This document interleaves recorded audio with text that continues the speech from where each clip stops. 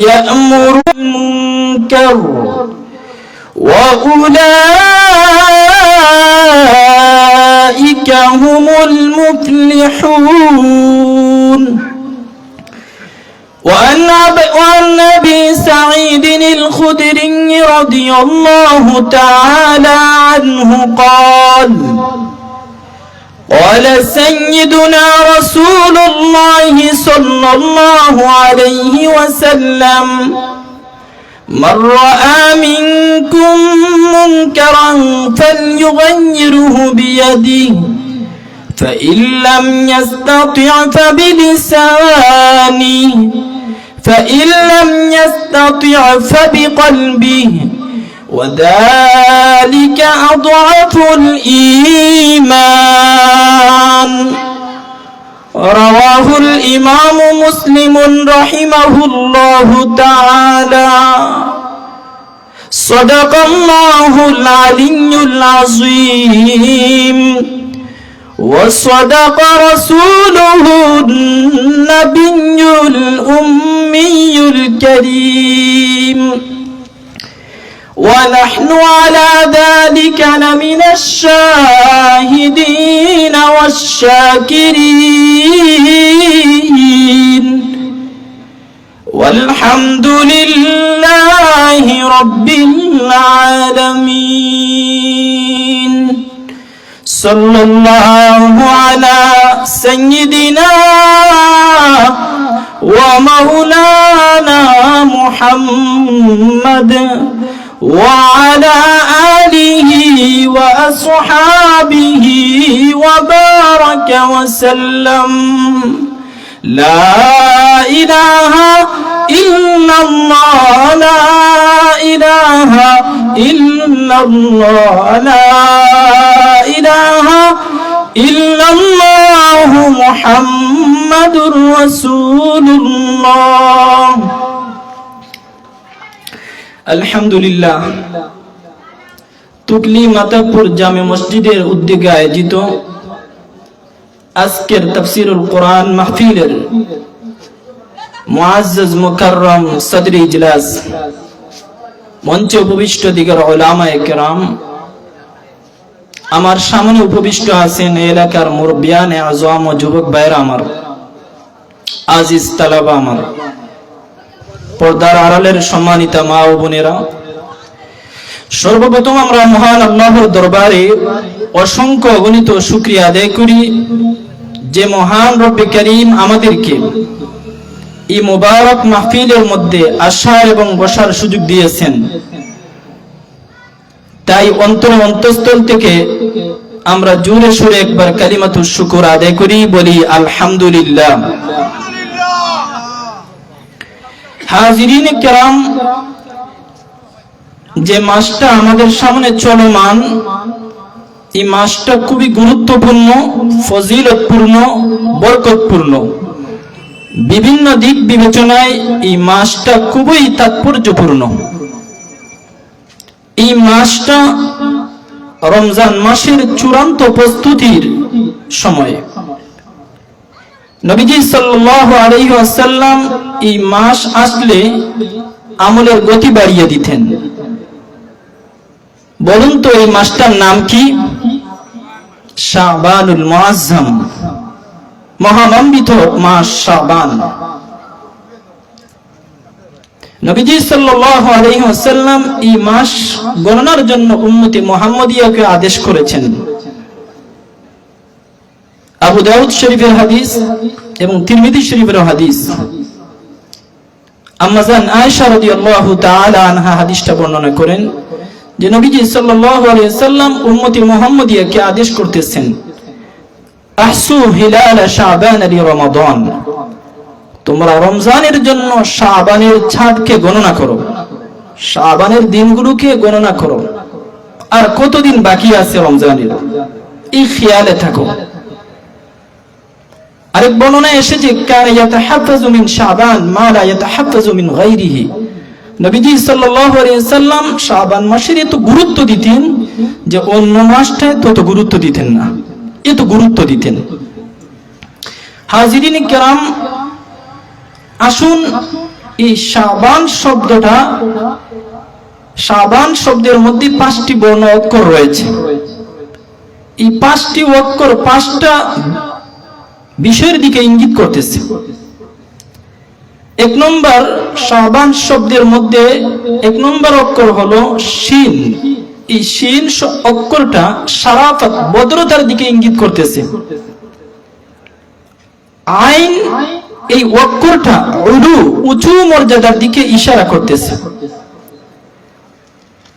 বা এই অক্ষরটি বীর্য, নেকির দিকে ইঙ্গিত করতেছে, ইশারা করতেছে।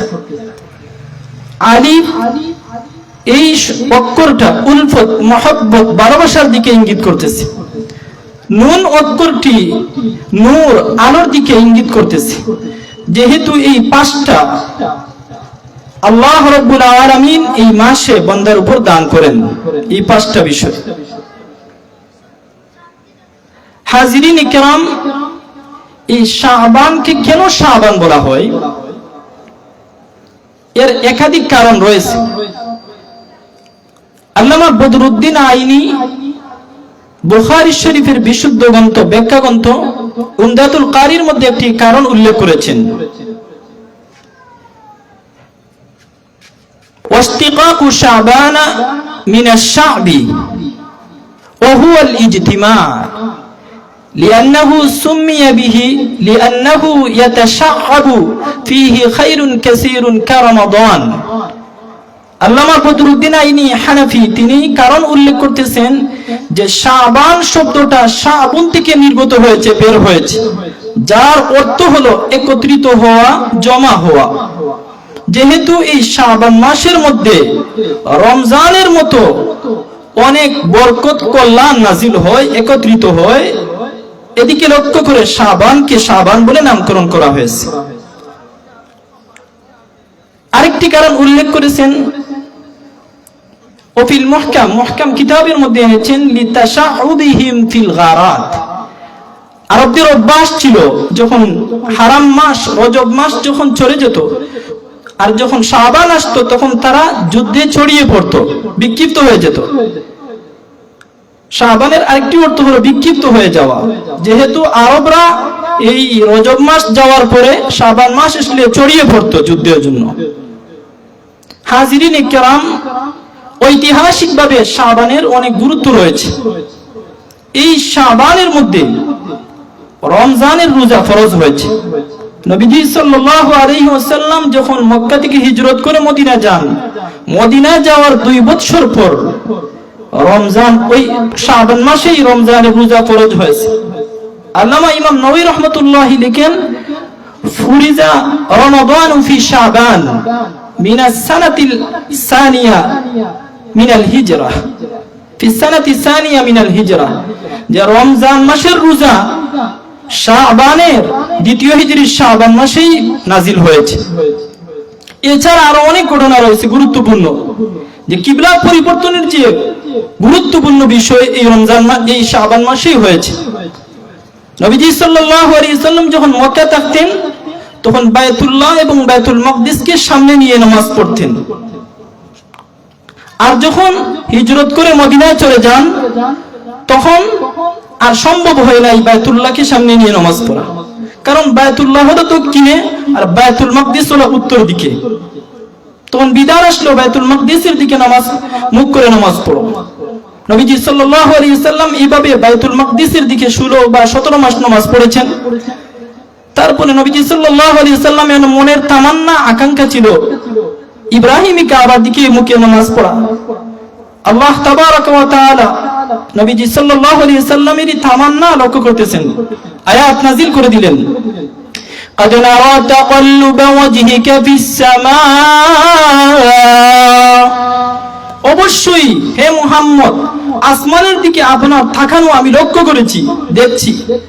ফালানুওয়াল্লিয়ান্নাকা কিবলাতান তারদাহা, অবশ্যই আমি তোমাকে এমন এক কিবলার দিকে মুখ ফিরিয়ে দিব যে কিবলার দিকে তুমি, কিবলার দিক পাওয়ার জন্য তুমি খুশি, আনন্দিত। ফাওয়াল্লি ওয়াজহাকা শাতরাল মসজিদিল হারাম, সুতরাং এখন মসজিদে হারাম বায়তুল্লাহর দিকে মুখ ফিরিয়ে নামাজ পড়ো।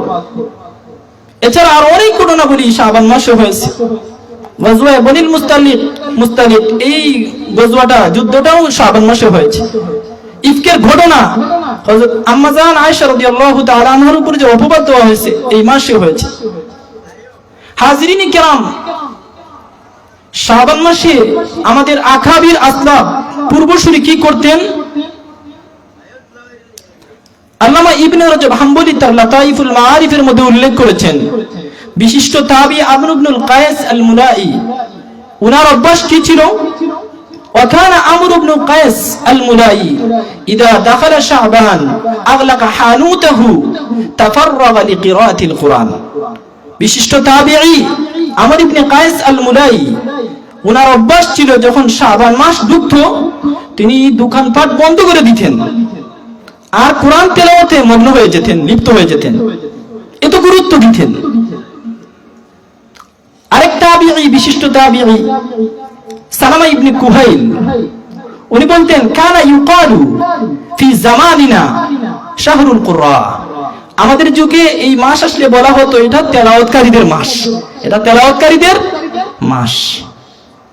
আবু ওয়াররাক বড় বুজুর্গ, উনি বলেন যে আসলে শাহরু রজব, শাহরু জারঈ, শাহরুল লিজারঈ, রজব মাস এটা হলো বীজ বপনের মাস।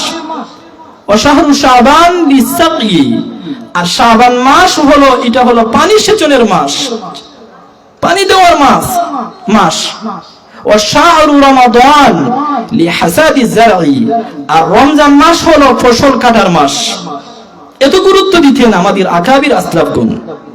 হাজিরিন কিরাম, আমাদেরও এই মাস পরিপূর্ণ গুরুত্ব দিতাম, তেলাওয়াতের মধ্যে সময় কাটাইতাম, রোজাও রাখতাম।